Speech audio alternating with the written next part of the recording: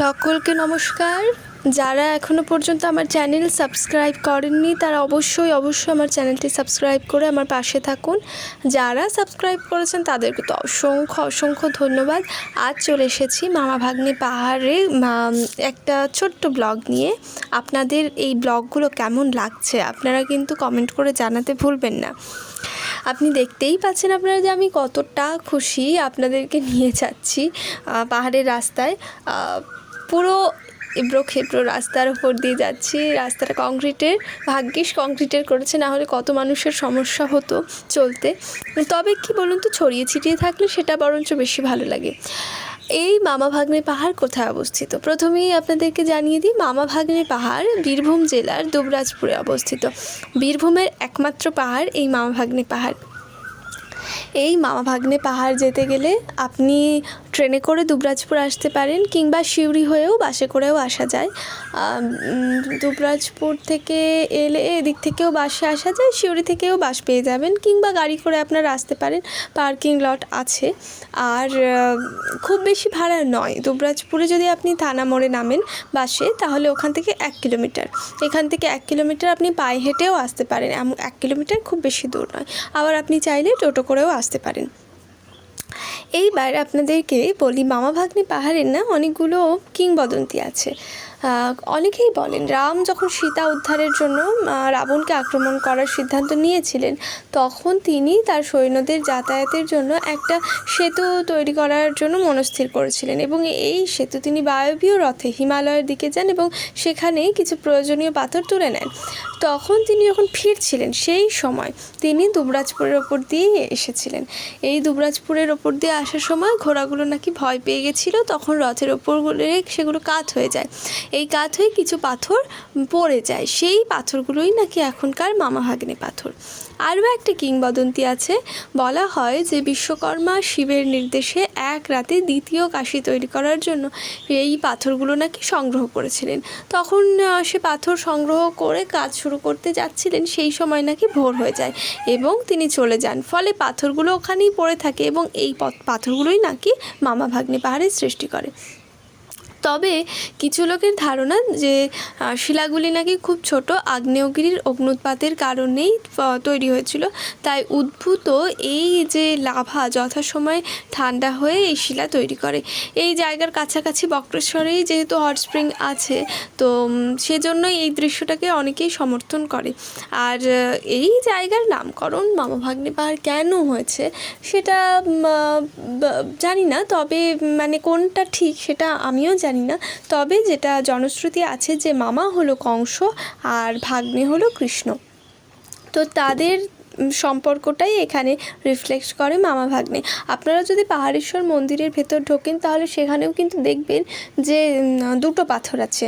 এখন অনেক সিঁদুর টিঁদুর লেপে ওই 2টো পাথরকেই একটা শিব একটাকে ভৈরব বলে দেন, কিন্তু বেশিরভাগ লোকজনই মানে আগে যারা ছিলেন তারা বলতেন যে ওই একটা হলো মামা এবং আরেকটা হলো ভাগ্নে, সেজন্য 2টো পাথরকেই পুজো করা হয়। যাই হোক, কোনটা আসল কোনটা নকল আমরা জানি না, সেজন্য তর্কে গিয়ে আমাদের লাভ নেই। আমরা শুধু দর্শনীয় স্থানগুলোই আপনাদেরকে দেখাবো। আপনারা কেমন লাগছে কিন্তু জানাতে ভুলবেন না। এরপর আপনাদেরকে বলবো যে ওইখান মানে মামা ভাগ্নে পাহাড়ে আপনারা মানে গেলে আপনাদের এন্ট্রি ফি লাগবে কি না। মামা ভাগ্নে পাহাড়ে কিন্তু কোনো এন্ট্রি ফি লাগে না। আপনারা মামা ভাগ্নে পাহাড়ে মানে বিনা পয়সাতেই ঘুরতে পারেন। তবে হ্যাঁ, ওখানে একটা চিলড্রেন পার্ক আছে, সেই চিলড্রেন পার্কে আপনারা যদি যেতে চান তাহলে কিন্তু আপনাদেরকে 5 টাকা এন্ট্রি ফি দিয়ে ঢুকতে হবে। আর সিউড়ি থেকে দুবরাজপুর থানা মোড় পর্যন্ত ভাড়া হচ্ছে 30 টাকা। ওখান থেকে টোটো করলে আপনাদের 10 টাকা লাগবে। তো এই হচ্ছে যাওয়া আসার মূল ব্যাপার। এবার পাথরের উপর এই যে পাথর, একটা পাথরের উপর পাথর জুড়ে যে একটা সুন্দর দৃশ্য তৈরি করেছে, সেটা কিন্তু খুব সুন্দর। আরও একটা ব্যাপার, একবারে যখন আপনি ওপরে চলে এলেন মামা ভাগ্নে পাহাড়ের ওখানে, তখন এখানে আপনি দেখতে পাবেন একটা শ্মশানকালীর মন্দির আছে। বীরভূমের রাজা রামজীবন চৌধুরী এই মন্দির তৈরি করেন। মাটির তৈরি মূর্তিটি প্রায় 12 ফুট উঁচু, বিগ্রহ বিবসনা এবং পদতলে সাহিত্য শিব আছে। এখানে প্রথানুসারে দুর্গা ত্রয়োদশীতে দুর্গা ত্রয়োদশীতে মূর্তি করার কাজ শুরু হয়ে যায়। কালী পুজোর দিন থেকে শুরু করে সারা বছর পুজো হয় এবং দুর্গা একাদশীতে মূর্তি বিসর্জন করা হয়। আর একটা মজার ব্যাপার হলো এখানে নাকি প্রবাদ আছে, স্থানীয় হরিজনেরা দেবী বিগ্রহকে গালাগালি না করলে দেবী মূর্তিকে বিসর্জন নাকি দেওয়া হয় না। আমি আপনাদেরকে একদম ভিডিওর শেষের দিকে নিয়ে যাব মামা ভাগ্নে পাহাড়ের ওপরে। ওখানে আপনারা দেখবেন দুটো পাথর আছে, একটা বড়টা হলো মামা আর ছোটোটা হলো ভাগ্নে। কথিত আছে এখানে মামা হলো কংস আর ভাগ্নে হলো কৃষ্ণ।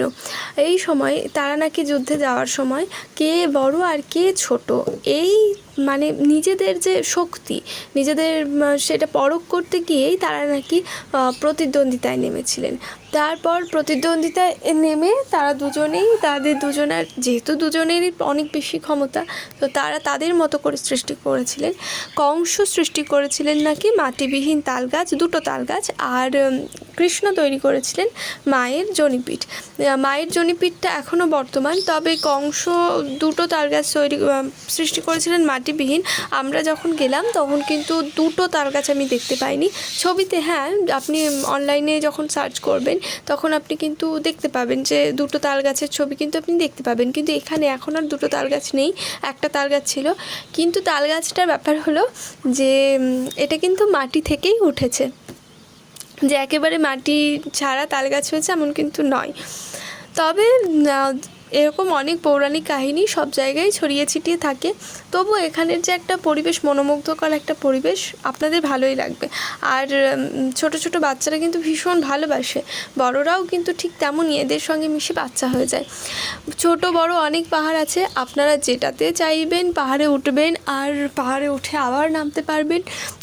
যেহেতু খুব বড় সাইজের পাহাড় নয়, তো আপনি যে বড় পাহাড়গুলোতে গিয়ে যেমন উঠতে পারেন না, দুঃখ হয় যে না উঠতে পারছি না, কিন্তু এখানে একটা সুবিধা হচ্ছে পাহাড়ের সাইজগুলো খুব বড় নয়, তো আপনি চাইলেই উঠতে পারেন। আমিও উঠেছি, আমারও খুব ভালো লেগেছে। আর যারা কলকাতা থেকে আসবেন, কলকাতা থেকে আপনার দুবরাজপুরে কিন্তু ট্রেন আসে, সকালের দিকে কিন্তু ট্রেন আছে, ওখান থেকে দুবরাজপুরে আসতে পারেন। সাঁইথিয়া থেকেও দুবরাজপুরে ট্রেন ধরে চলে আসতে পারেন, এদিক থেকেও আসা যায়। বর্ধমান থেকেও আপনারা ট্রেনে আসতে পারেন, কিংবা বাসও আসে, বাসেও আপনারা আসতে পারেন, বাসেও আসা যায়, বাসেও অসুবিধা হয় না। আপনারা নিশ্চয়ই আসুন এইখানে বেড়াতে। কেমন ভিডিওটা কেমন লাগছে ওইটা কিন্তু অবশ্যই জানাতে কিন্তু ভুলবেন না। আর আপনাদের কাছে অনুরোধ, এখনও পর্যন্ত যারা সাবস্ক্রাইব করেননি অবশ্যই করে সাবস্ক্রাইব করে দিন, না হলে দেখুন আমি নইলে বুঝবো কী করে আপনাদের কেমন লাগছে। আর পাহাড়েশ্বরের ভিডিও অলরেডি আমার চ্যানেলে পোস্ট করা হয়ে গেছে, তো আপনারা গিয়ে আগের ভিডিও দেখতেই পারেন। এবং আর কিছু বলার নেই। Thanks for watching my video. Tata.